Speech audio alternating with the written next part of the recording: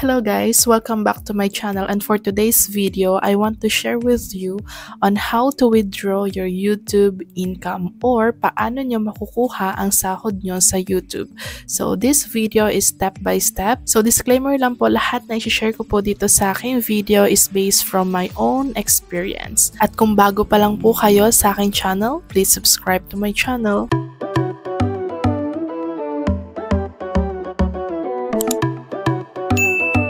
So first, dapat monetize muna yung inyong YouTube account. So again, ito yung breakdown: 1,000 subscribers, 4,000 valid public watch hours, 10 million subscribers, age requirement, acceptance, yan.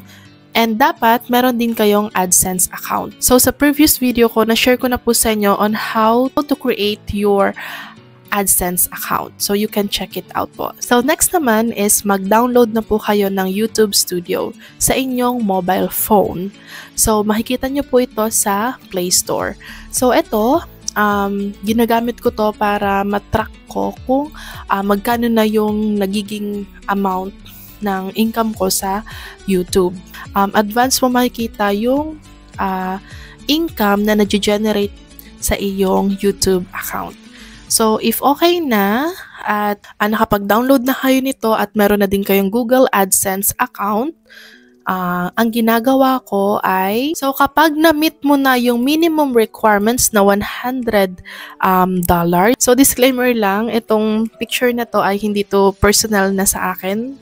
Na-download ko lang siya para to share with you. For example, naging 115.20 na.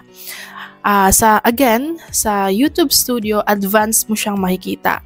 Pero kapag nasa Google AdSense, yun na yung tamang month na na-generate yung income nyo. So meaning, kapag dito, na-meet nyo na yung requirements, hindi ibig sabihin na matatransfer na siya agad sa inyo. Kasi diba, merong parang cut-off ang YouTube per month kung kailan mag-generate yung income nyo by month. Yan. So, basta, pag nakita nyo na na-meet nyo na yung $100, pumunta na kayo sa Google AdSense. So, again, dapat okay na lahat dito sa Google AdSense. Kung na-follow nyo yung video ko nung nakaraan at goods na kayo doon, so pwede nyo nang ilagay yung information nyo dito sa payment section. So, then, punta kayo sa payment info, ay payment account AdSense. Itong nakikita nyo po dito. So, hindi kayo dyan pupunta. Dito kayo sa payment sa YouTube. Here. Philippines US dollar. So, yan. Makikita nyo yung earnings nyo dito. Okay. So, yan. Kung makikita nyo, $0 pa yun nandyan. Okay. Kasi kaka-transfer lang. Punta kayo dito sa baba sa how you get paid. So, manage payment methods. So, meron na akong account dito na nailagay. So, pwede pa kayong mag-add payment method. So, ang ginagawa ko is bank account.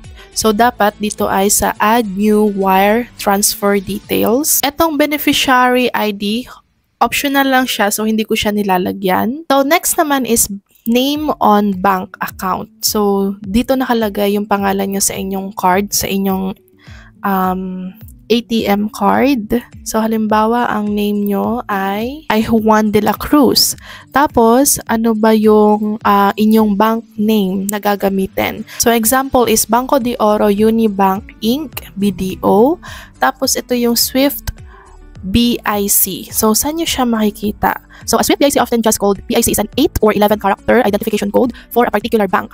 So, what it looks like, your bank Swift code may be printed at the top of your bank statement. So, pwede nyo siya makita sa inyong bank statement. So, if you cannot locate it, contact your bank to get their code. And what it's for, so banks use Swift BICs when they transfer money or send a message to another bank. So, kaya meron tayong Swift BIC. So, para malaman natin yung ating Swift BIC, so, i-copy-paste na lang natin to. And then, go tayo sa Google. So, ang code niya po is BNORPHMM. Okay, so you can right-click and copy. And then, balik po ulit kayo dito. And you will paste it here. So, paste. Next naman is your account number. So, Makikita nyo yan sa inyong account. Alam nyo naman po yan kung ano yung inyong account number. So, example is 1, 2, 3, 4, 5, 6, 7, 8, 9. And then, retype your account number. So, ganun ulit. 1, 2, 3, 4, 5, 6, 7, 8, 9. So, intermediary bank or ask your bank, wala po ako nilalagay dito.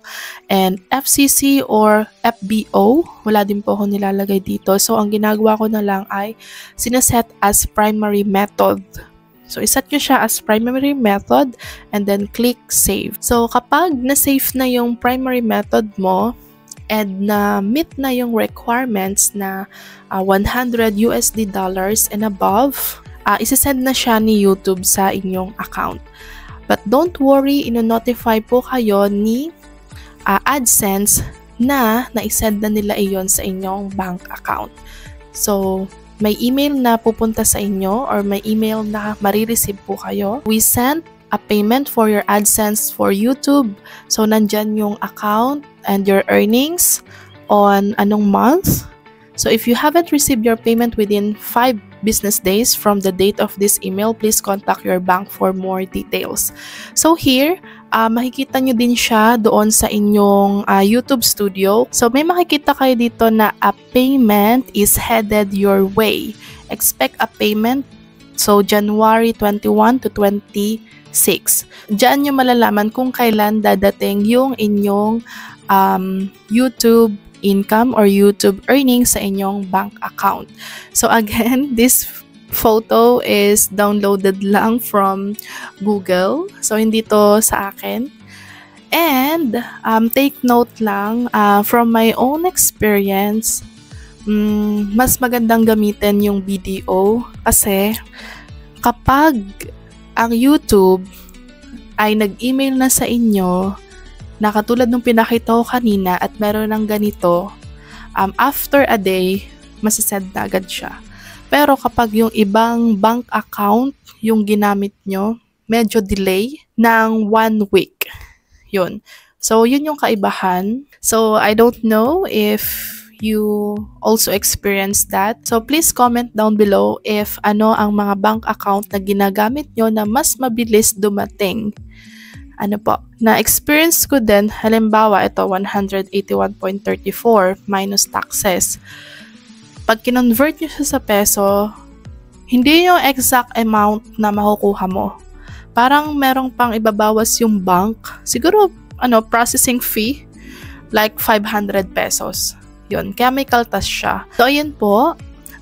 May nag-comment sa akin doon sa previous video ko kung paano nga daw ako nakakapag-withdraw ng money from YouTube. So, thank you for your comment. Kung nakatulong din po itong video na to sa inyo, please like and subscribe to my channel.